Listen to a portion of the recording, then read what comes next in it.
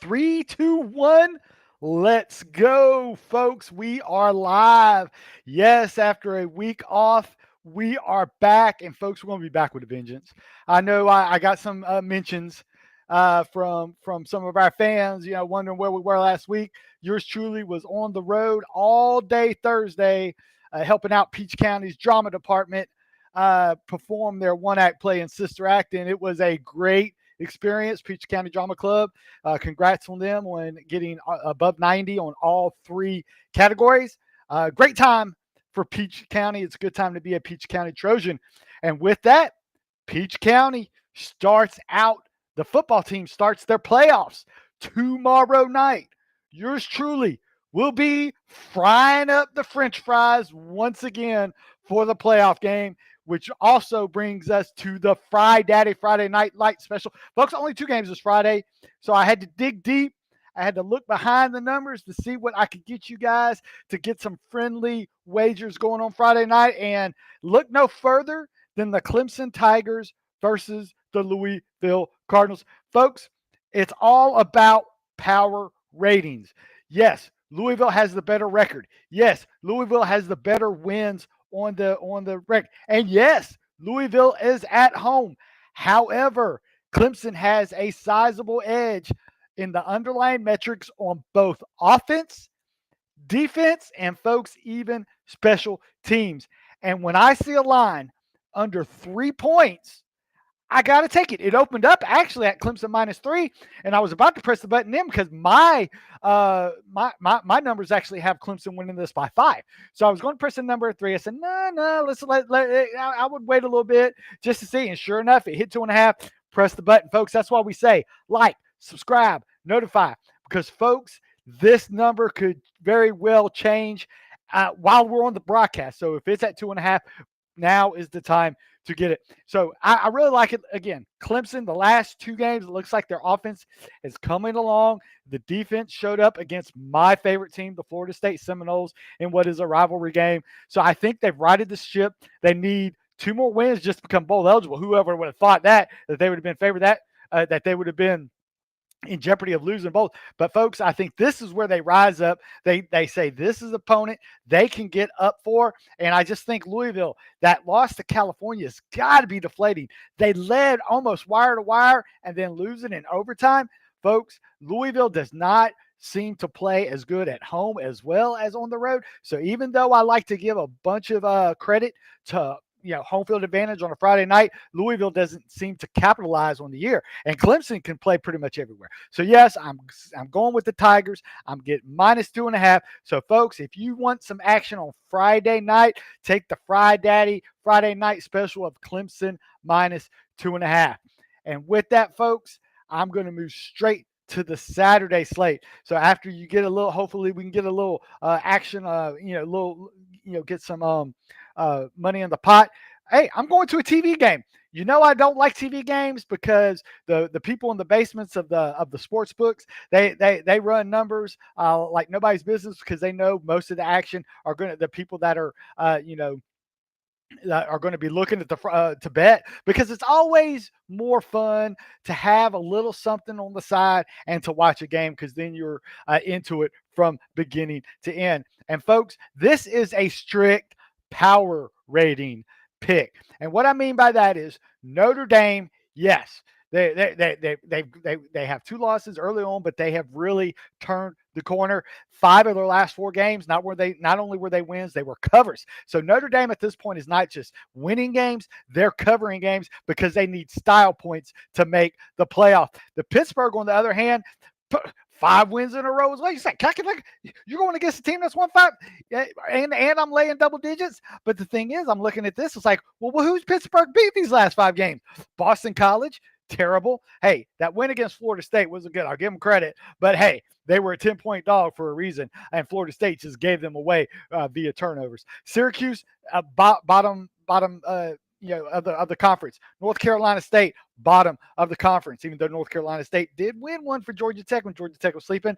And then Stanford, bottom of the conference. Pittsburgh, the 72nd ranked strength of schedule, and 50th in offense against the 70 in offensive efficiency against that weak schedule. That is going to come back to bite him because they're not going to be able to score in Notre Dame. And then Notre Dame, all they have is the two best running back tandems in the league. Two guys are be running the ball that will be playing on Sundays next year. So Notre Dame has a sizable advantage in the trenches, has a sizable advantage on both sides of the ball, offense and defense. So yes, I don't 12 and a half. It opened up at 10 and a half, blew through the 10 and a half, went to 11. The books even tried to juice it at 12, and people were still buying it. Now it's already at 12 and a half. As long as it stays under that key number at 13, I'm comfortable with it because I think Notre Dame wins. I think Notre Dame actually gets up big early and might get their reserves in there. But as they showed in that Navy game just last week,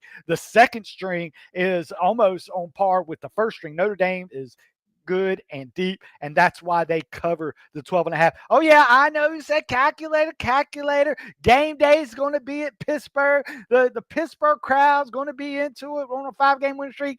Pittsburgh has not met a team like Notre Dame yet, and they will mask the deficiencies that Pittsburgh has been able to hide against up to this point. So take your Notre Dame Fighting Irish to win by 12 and a half. Uh-oh. That's right. We talk about Friday. We talk about what I'll be frying up. What that does is that means you can smell something. Oh, something's in the air. We got the popcorn's popping in the concession stand. We actually have the hamburgers grilling up that people will be smelling, and of course the Fry Daddy Fry Station will be frying up some fry. And that brings us to this week's smelly line, folks. How in the world you got Missouri State? Currently, there's a two-way tie in Conference USA. The third place team is Missouri State. Their only loss in Conference USA is Western Kentucky. 3 straight wins where they were underdog. Three of their last 4 games they were underdogs. One straight up. Missouri State, in their last 4 games, is playing above expected efficiency in both offense and defense, which is pretty amazing. So, but anyways, they're only 4.5. Yes. Missouri State last week went into Liberty, won 21-17. Liberty, a normal Conference USA powerhouse, and UTEP lost to that same Liberty team by 10 points. So how in the world is UTEP only getting 4.5? I'll tell you why. Because as a market, the sports books act like a market. In other words, there's always corrections in both the market and now in sportsbooks. And I think there's been an overcorrection with the Missouri State 4-game win streak. If you looked at look-ahead numbers after that Missouri State loss to Western Kentucky back in 9/27, and even UTEP losing it, this would have been a straight pick-em, even with Missouri State being that far. So I think the market has over-adjusted to, I think Missouri State wins the game, but I think this is a field goal game. So, folks, I'm going to take the UTEP 4.5 and one more key reason that this caught my eye on why it's 4.5. If you look ahead, Missouri State next week has to play first place Kennesaw State. There's going to be a look-ahead effect, and I thought UTEP showed some fight last week in their game against the other first-place team, Jacksonville State.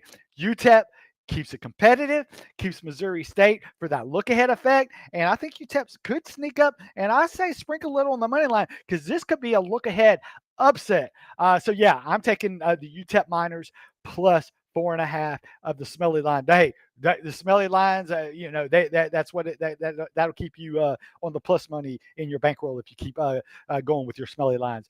And then, hey, this one actually had me and Dr. Sachs had a discussion on this next game. Michigan State plus 7.5 versus Penn State. Dr. Sachs said his model is really liking Penn State. And I said, oh, I don't know about the model. He says, but yeah, Dr. Sachs says something's funny with it. And when I looked at the numbers behind the Michigan State game, it's like, oh yeah, Penn State just played the number 1 team in the country 2 weeks ago. Played them hard in the first half. Ohio State ran away. Ohio State is the number 1 team in the country. Last week, Penn State was actually winning the game. And if anybody watched that game, Gus Johnson had the call of the year when Cooper caught that ball for a touchdown for Indiana to squeak out the win against Penn State. Folks, this is the classic hangover effect. There is no possible way that you have come that close to beating one of the top teams in the country and not it carry over. Not only carry it over to next week, but you got to go on the road. Oh, and you're playing a team in Michigan State, and their last 4 losses, folks, all been within the numbers, with the exception of the UCLA game. They covered against Indiana, they covered against Michigan, and they should have beat Minnesota. But being at home, and we don't have to win the game, folks. We're getting a full touchdown and a half. Sparty plays inspired ball at home. Just look at their Michigan game, and that we'll take that UCLA. That was more of an anomaly. We had coaching issues going on there, But hey, Michigan State will play this close to the vest. Penn State will have the hangover. So I'm taking the 7.5. Penn State wins the game, folks, but they don't cover the 7.5. Hey, Mr. 411, welcome to the show. I know you you were in the production meeting, and I appreciate you letting me go on and start these folks off with some friendly wagers. But do you have any questions on that Penn State Michigan State game?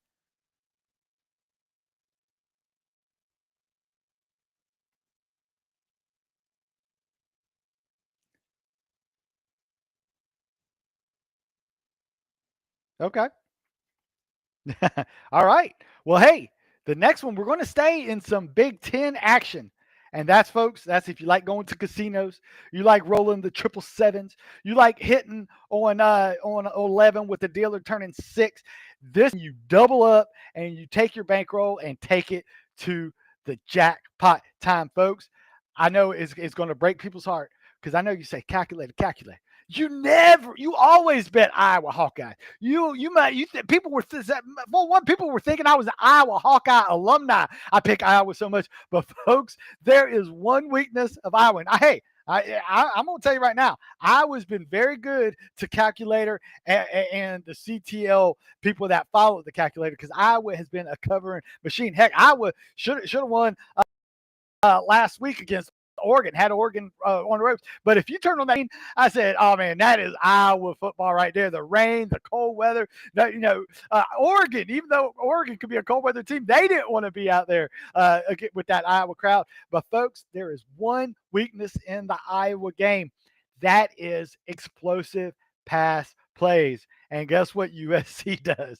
They are top 5 in explosive pass plays. This is strictly matchup driven. And not only that, hey, if this was at Iowa, believe it or not, I think this would be too close to a pick 'em, just because Iowa plays so much at home and USC plays so bad on the road. But USC is a different animal at home. Just like 31-13 at home against Michigan, 38-17, a cover on Friday night for USC at home against Northwestern. They are a different beast at home. USC is a top 10 at home team. On the road, totally different story for them. But guess what?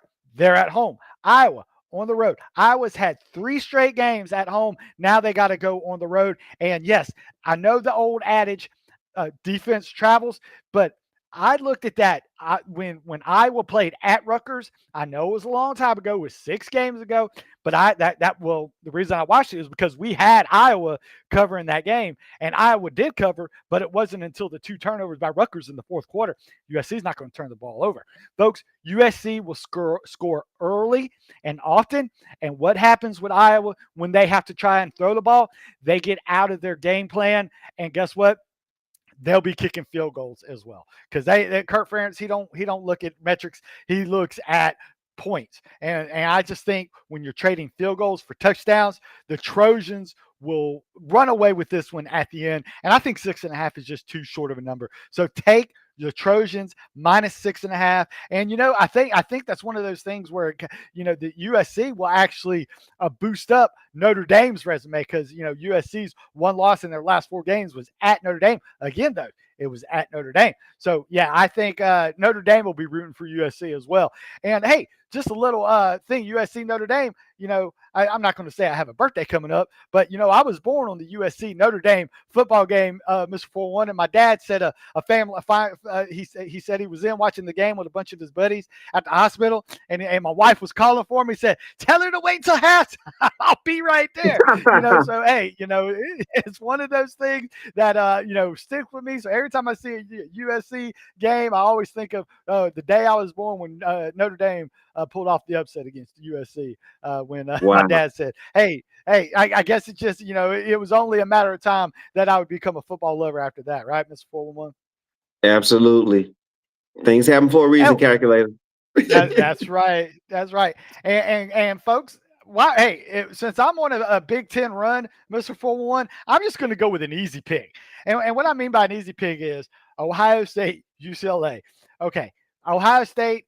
First of all, Ohio State is the least tested number one team in the country. They have not played. Their only good win was at home against Texas. They have not played Indiana. They have not played um, Oregon. So two of the top teams, Ohio State hadn't even played them. The toughest test Ohio State's going to play, other than Michigan or other than um, Texas, is Michigan, and Michigan is so. This year, in my opinion, with a freshman quarterback. So the thing is, well, you said calculator. If they're a fraud, why are you laying 31 on home? Because it's UCLA, folks. I mean, what else? And they're at home. Another test. UCLA, folks. UCLA will have trouble scoring over at least a touchdown. I have UCLA scoring maybe, and that's only if Ohio State turns the ball over. However, Ohio State don't turn the ball over at home. UCLA will not score, and Ohio State has to get those pretty points to stay in the ratings, because when you look at everything else under the curtains, it's not pretty for Ohio State. But what does look pretty is that they do finish teams. Folks, 42-3 against Minnesota, 34-16 against Illinois, cover, 34-0 against Wisconsin, cover, 38-14. Now, the only reason they didn't cover against Purdue is, again, first of all, they only beat them by 24, and it was, I think it was 28 at closing line. Well, the reason they didn't score is because Ohio State had 2 turnovers at the end of the game that allowed them not to pile on the points. So if I'm going to get a team that's going to be at home, they're going to minimize mistakes, and they're going against a far inferior. UCLA is not going to want to travel to a cold place like Ohio State and want to get off the bus. So this one's going to be over often. I'm kind of glad it's going to be over, because then at halftime, folks, I'll just be switching in. The only reason I'm going to be watching this is scoreboard watching, because I will be watching the Georgia-Texas game. And you can say, calculate. Do you have a lean on that one? I do not have a lean, just because if I had a lean, I think Texas keeps it close, because Georgia, that it's going to be a defensive struggle. I think Georgia wins the game, but I don't know if they can cover the 6.5. But again, I didn't want to put it on my sheet, Mr. 4-1, because I just didn't feel good about it. What about you, Ms. 4-1, about Ohio State? I appreciate your dad. He come on the show, made an appearance, and he was talking about Ohio State, Indiana. He said he really liked those teams by the eye test, and I was trying to tell. I was like, yeah, they're good by the eye test, but Ohio State, I mean, anybody can look good against an eye test when you're playing Wisconsin and Minnesota. A lot of people can look good at that. Well, I do think that Indiana has proven thus far this season that they are a true contender. They have Ohio State. I mean, we know based on their recruiting, as much the type of talent they've recruited over the year in and year out, that they'll be competitive. But I mean, if we want to just say based on the competition they played, the jury's still going to be out on them until they play some comparable opponents. So which we really won't really get that until the playoff. To the Big Ten championship, because it looks like Indiana will be playing Ohio State in the Big Ten championship. And even with that, that's still one game, and yeah, so we'll see where they are as the season progresses. We're just going to go ahead and earmark them for conference championship games, postseason playoff games, and then we'll judge them on that stuff. But talent wise, they have to be one of the most talented teams in the country. Oh, yeah. Going back to your UCLA pick, I like that a lot, because now look, UCLA, you got to tell me this, calculator. I know a lot of people have probably seen at UCLA after they made a coaching change and coordinator adjustments, they started winning some games, right? They beat the Penn State, they beat the Michigan State. And they beat Maryland. Is that enough though to really move the needle against Ohio State? Exactly. When you step up, and then you saw what happens when they stepped up in competition and played Indiana after that Maryland win, they lost 56-6. So, Right. so I think the honeymoon's over as far as they've gotten the bump. They got their wins out of the way, and now that then they lost to Nebraska at Yeah. home. So and now they got to travel on the road to Ohio State. It's going to just be too much. Like I said, I don't think UCLA by the time they get adjusted to the time change, this game they'll be over 4 touchdowns down. Yeah. And that's a whole nother factor there. Yeah. So yeah, Yeah, different world when you have the cross country, man, and the way that conference set up. It's all kind of yeah. geographical challenges that have to be there. But yeah, I wouldn't ride with UCLA on that, man. I No, wouldn't. no. Yeah, and then the final pick. Hey, got a late game for some people. The people that like to All stay up right. late. We call them the coffee and slippers audience, folks. BYU -4.5, folks. Yes, BYU had their first loss last week, and it was a dominating performance by Texas Tech. But I'm telling you, I just think there's an overcorrection because listen, BYU's entire identity is built on reducing possessions, winning with efficiency, and forcing opponents into long field goals, right? And long fields after playing good field position. It's deep. Listen, BYU's defense is not elite on a yards per basis, but it tightens in the red zone and creates game-changing moments with sacks and interceptions. Add it all up, and 21 sacks, 12 interceptions, and a positive turnover ratio tells you this defense plays opportunistic football. So, okay, we got the defense covered, right? On the other side, BYU's offense runs for 200 yards per game, controls time of possession. If BYU plays its game, which I think they will, considering they come off a loss, considering they're at home, considering that in elevation, they would keep opponents to 8 or fewer possessions.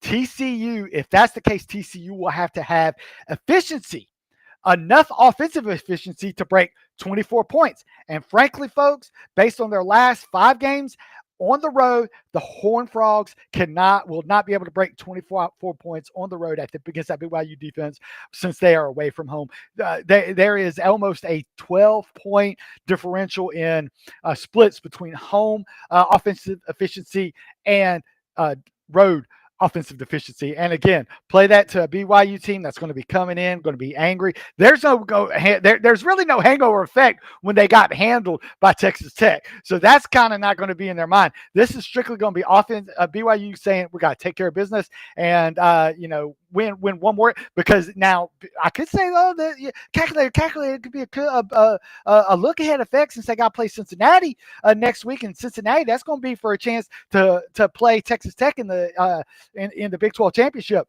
But again, BYU at home, coming off of a loss, this could be a sandwich game. I just don't see it, just because there's going to be such a matchup, a discrepancy between an offense and defense. Because if you look at it, if you take away home field advantage, they're saying these two teams are even. And folks, these two teams are not even. And that freshman quarterback also plays a lot better at home. So yeah, I think BYU wins by double digits, much less the 4.5.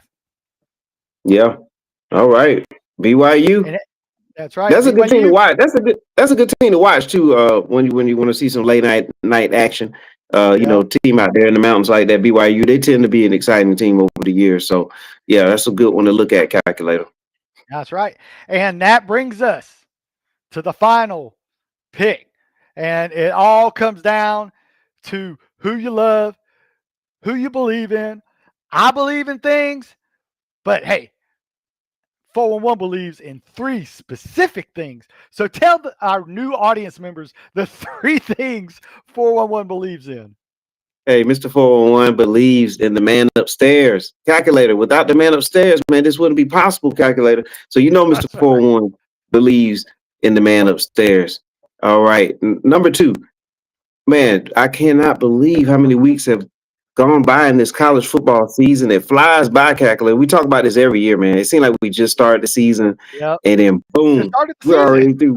We're already in week 11. You know what I mean? Like, it seemed like yesterday. It was just hot. It was summertime. We were burning up in Georgia, and now I had my it was snowing in Atlanta. It was snowing in Atlanta just the other day. Like, what's going on, man? But yeah, but guess what? With that snow, it must mean that old Saint Nick is not too far away. The North Pole. You know what I'm saying? He's sending stuff down already. So, but yeah, Mr. 411 Yeah. believes in old Saint Nick, and as we get closer and closer to that part of the year, you better watch out. You better not cry. You better not pout, because the calculator is going to tell you why in just a minute when it comes to the parts about what I'm about to believe in for next, right? So three, what Mr. 41 believes in, number three, and this is very important because calculator is going to back this up in just a minute. Mr. 41 believes in Dr. Sachs and the algorithm. Gotta believe in that formula. Algorithm, yeah. Gotta believe in it, baby. Well, not only that, that's right, and it's been on a roll lately. Just look at our last two broadcasts. The algorithm had it picked right, and what's crazy about this one is the algorithm is actually going against the wise guys. And what do you mean by that? Is Jacksonville State opened up at +1 and plus 1 against Kennesaw State, and then the wise guys and the sharps started pounding Kennesaw State. Folks, people might not know this, but Kennesaw State and Jacksonville State are actually tied for first place in Conference USA. This is actually a preview of what could be the Conference USA Championship 3 weeks from now. The winner will pretty much automatically punch their ticket to the championship game. But what got me here is, Dr. Sachs says, hey, his algorithm is saying Jacksonville State's going to win this game straight up. I said, really? I said, so, I said, well, let's get this number. I said, I'll give it to the audience. And when I was talking to Dr. Sachs, I could get it was +1. And I'm telling you, as soon as I got off the meeting, I don't know. I think there were a couple of big bets came in on the Kennesaw State side. Really? Drove the number to 3.5. It's a lot of money that got to come and throw a number through a key number of 3. So, folks, don't look a gift horse in the mouse, right? You think Jacksonville's going to stay at +1? You definitely going to love getting them at +3 in the hook. So hey, and again, I started looking just because I want to see what the wise guys are seeing, but instead I'm looking at what the algorithm is looking at. The algorithm is looking at Jacksonville State having a pounding running game, and Kennesaw State really not being tested this year. So with that, at home, Kennesaw, and you got Jacksonville State with a home. Hey, Jacksonville State wins this game. I say take the 3.5 and do a little sprinkle on the money line. Not because I say so, not because 411 says so. You do it because the algorithm tells you to. Absolutely, because we believe in it. All right, Dr. Sachs. Hey, that's a big game. That's right. That's one that, make sure you take the time to take a look at that game, and if nothing else, record it and watch it in full, because it's going to come into play later on, just like calculator said. It's going to come into play in that conference as we move forward into the playoff season. So good game, man. That's a good game to watch too. Yep. All right. Absolutely. Man, calculator. Great slate of selections again. And man, I'm so glad you was able to make it for another week of CTL, to keep everybody, rolling here with their friendly wagers. You know what I'm saying? Absolutely. And like I said, I always like to get on and spread the knowledge. And I'll end with, like I said, I'm a capitalist. 411's a capitalist. And what does a capitalist mean? Capitalist means we want as many people to make as much money as possible. That's right. And we're gonna do that here. And you can do that by just hitting that like, that notification bell, and share. Because why, calculator? Subscribe. Oh yeah, subscribe. Hey, yeah. Okay. That's right. Subscribe, like, notify, and 411 asked me, why do you share? You share because you care. Sharing is caring, folks. They taught you that all the way from preschool up to adulthood. Sharing is caring, folks. So that's why we want you to share to as many people as possible, because we want you to take this advice and enjoy the Saturday slate of games. Absolutely. And then, of course, the Friday night game as well. That's right. Friday Night Lights, Friday Daddy. All right. Crawdaddy, it'll be my, and it's actually my last duty because Peach County, I think this is their last home game of the season. They would need some huge upsets to happen in high school football for them to host another a playoff game. But yeah, so I think this is my final duty as for the year. But hey, I'm just wishing the Peach County Trojans the best of luck as the playoffs begin. Well, calculate. We need some photos then. All right, of this historic moment. All right, we got to get the final Friday fry session. Yeah, I might do it because I got a new burner. That the concession stand people got me a new burner because they said the fries weren't coming up fast enough. So I said, "You get me a new burner, I'll get the fries out quicker." So guess what? They got me a new burner, and now more and more people are enjoying it. Now I'm cooking whatever fries I get. I'm usually through my fries through halftime because people have been loving the fries that the Friday Daddy's been frying up this past season. Oh man, calculate. We got to make sure in the third quarter there's some fries going off too. You know what I'm saying? Hey, I can't help it, man. That new burner's cooking them out, and those fries don't last. Those people are hungry for some fries. Oh my goodness! All right. Well, hey, Friday calculator. We appreciate it, and all the people in Peach County. We appreciate you all too for supporting us too. We heard from through the calculator. I've heard that you all said wonderful things about 411 Sports World Network and CTL. And with that, and Mr. 41, tell people where they can listen to your stuff at. Oh yeah, kindly go to 411 Sports World Network on YouTube. All right, yep. Just press 411 Sports World Network on YouTube. You also can go to TikTok, Mr. 411. That's MisterFourOne. That's Mr. 411. So make sure you check us out there on TikTok and Instagram under Mr. 411 as well. Yep. But make sure, because we are simulcast. So this episode right here is also on TikTok as we speak right now. So if you have TikTok and you're not around, you're not able to get to your YouTube, you can catch us there, and vice versa. All right, we here. I did. And I had to come back too, but Mr. 41, because we have one of our fans, Bo. I got to do a shout out to Bo. He was having a nervous breakdown since we didn't have it last week. He said, "Man, I was like a rabid raccoon running around trying to find CTL, and there was nowhere to be found." Said, "Don't worry, Bo. We'll be back." And Bo, we're back. All right, we're back. And as always, Bo. We thank you. We thank you. We thank you. All right. Well, we thank everybody for tuning in. And don't forget, catch Calculator Tuesday as we get into week 11 on the fantasy football scene as well. All right, 411 Sports World Fantasy Football Show on Tuesday, 6:05 p.m. Not only Calculator, but you get Larry too, LT, the waiver wire warrior. You get him too. All right. Okay. Well, for the Calculator, for Mr. 401, we thank everybody. Make sure you do the following: like, subscribe, share. Notify, because sharing is caring, and we'll catch you all next week. See ya. Have a good one.